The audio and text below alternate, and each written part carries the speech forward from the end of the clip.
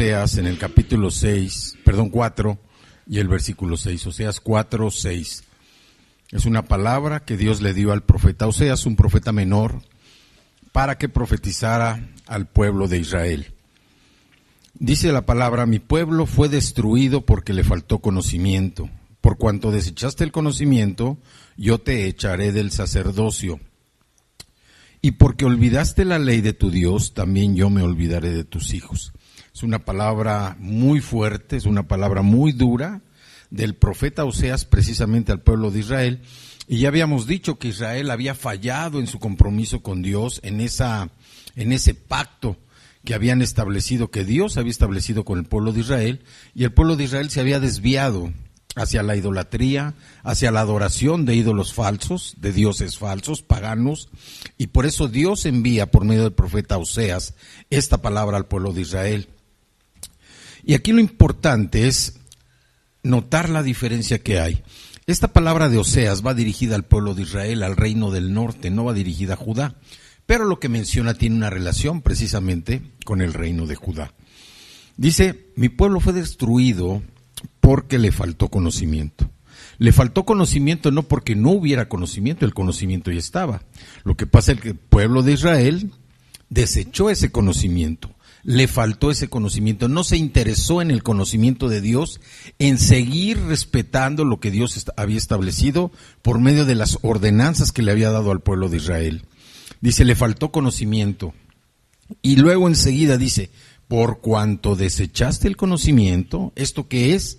Que el pueblo de Israel, teniendo el conocimiento, no quiso hacer caso del conocimiento, no quiso enterarse, no quiso meterse a buscar la palabra de Dios, a entender lo que decía la palabra de Dios, que ya estaba establecida para recibirla en su corazón y para ponerla por obra. Dice: por cuanto desechaste el conocimiento, yo te echaré del sacerdocio. Estamos hablando del pueblo de Israel. Te echaré del sacerdocio. Nosotros sabemos que los sacerdotes se establecieron por medio de Aarón y sus hermanos, que eran descendientes de la tribu de Leví.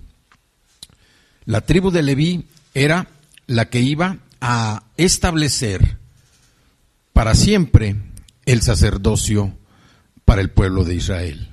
Entonces, esta profecía fue contra el pueblo de Israel. Dice: yo te echaré del sacerdocio, y porque olvidaste la ley de tu Dios, también yo me olvidaré de tus hijos. Sin embargo, para el pueblo de Judá no fue así, porque sabemos que para el pueblo de Judá llegó un sacerdote, un sumo sacerdote, superior en todas las cosas al sacerdocio humano que había establecido el Señor por medio de la tribu de Leví. Estableció el sacerdocio por medio de Jesucristo, nuestro sumo sacerdote, quien,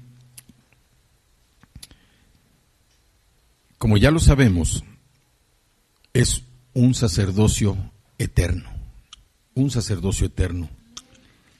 Cristo no era solamente un hombre. Cristo desde antes ya era Dios, desde antes de la fundación del mundo. Y Él estaba con Dios. Él es Dios. El sacerdocio de Cristo es un sacerdocio inmutable. ¿Saben qué quiere decir inmutable? Que no cambia, porque Dios no cambia.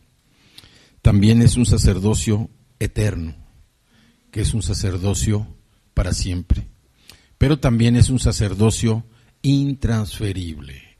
El sacerdocio establecido por Dios a través de Moisés para Aarón y sus hermanos era un sacerdocio que se transmitía de padres a hijos, porque venían de la tribu de Leví.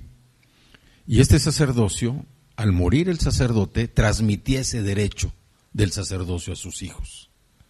En el caso de Jesucristo, el sacerdocio es intransferible. ¿Y saben por qué es intransferible? Porque dice en Primera de Pedro que ahora nosotros somos reyes y sacerdotes en Cristo Jesús. Con Él somos reyes y sacerdotes. Por eso es intransferible. Con Él estamos llenos. Con Él estamos completos.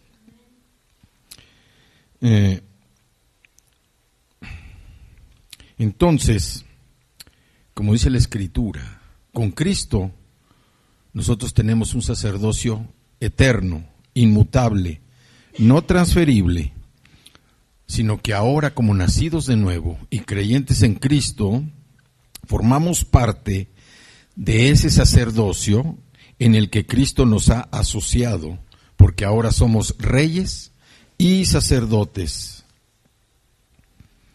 Y en el libro de Hebreos se menciona más ampliamente el sacerdocio de Jesucristo. Lo compara, hace una analogía con Melquisedec, cuyo nombre significa Dios es justicia. Melquisedec era rey de Salem, y Salem significa paz. Era rey de justicia, rey de paz. Salem era el lugar donde él vivía, que ahora es Jerusalén. Entonces, esa analogía de Melquisedec con Cristo es una analogía que nos lleva también a entender. De Melquisedec no se habla de una genealogía. No se sabe quién fue su padre, no sabe quién fue su madre. Fue un rey. Y también, como rey, recibió la ofrenda de Abraham. Y al recibir la ofrenda de Abraham, Melquisedec fue el que bendijo a Abraham, no Abraham a Melquisedec. Así Cristo es con nosotros. Cuando nosotros venimos a Él, Él es el que nos bendice. Él es el que nos prospera y Él es el que nos hace llegar a ese punto con Él de ser reyes y sacerdotes.